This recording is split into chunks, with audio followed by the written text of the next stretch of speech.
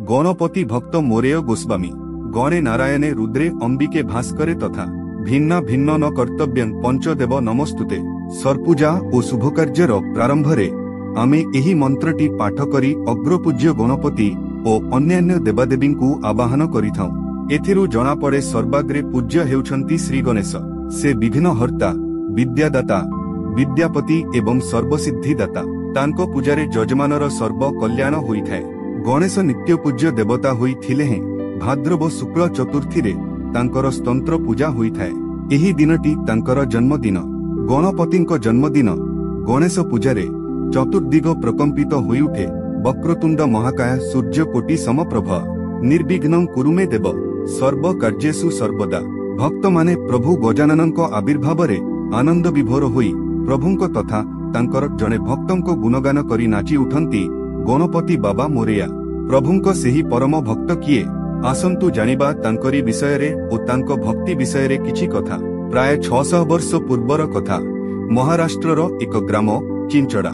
सेही ग्रामरे रहुथिले एक दरिद्र भट्ट ब्राह्मण दंपत्ति। स्मींको नाम थिला बामन भट्ट ओ तांको पत्नी थिले पार्वती बाई। सेमाने थिले परम गणपत्य घननायकंको उपासक। बहु दिनर दाम्पत्य जीवन व्यतीत होइथिले मध्य भट्ट दंपत्तिंकर कोनोसी संतान संतति हेले नाही। से पाई सेमाने दुखी होई पड़िथिले। तांको ग्राम ठारू बहु दूर प्रभु गणपतिंको एक क्षुद्र मंदिर थिला। केतेक पुराणरे गणेशंको बाहन मयूर बोली वर्णना रहिछि। एणु मयूर बाहन सेही ठाकुरंको नाम थिला श्रीमयूरेश्वर। पुओटिए कामना करी भट्ट दंपत्ति प्रभु मयूरेश्वरंको शरणागत हेले। साल 1375 भट्ट दंपत्तिंको कोल मंडन करी गजाननंको अंश नै पुओटिए भूमिष्ठ हेला।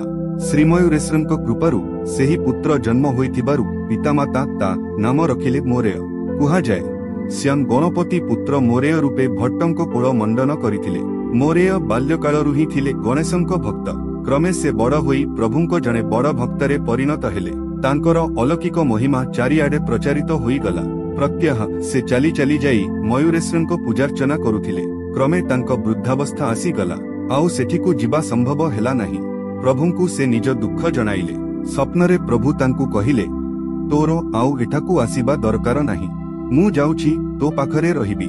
प्रभुंको स्वप्नादेश हेला काली तू जेतेबेले स्नान सारी उठिबु तोते मोर एक प्रतिमा मिलिबो। सेही प्रतिमाकु तू इष्ट मने करी पूजा करिबु। सेया ही हेला।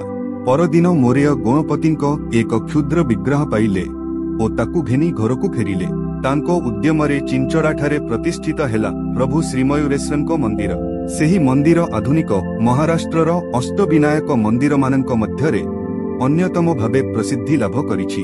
एही ठारे जीवनर अंतिम समय जाए प्रभुंको सेवा पूजा करी परम गणपत्य श्री मोरेय गोस्वामी 117 वर्ष बयसरे जीवंत समाधि नेले। आउ काल कालकु कथा रहीगला गणपति बाबा मोरिया। अर्जुनी चरण बेहेरा।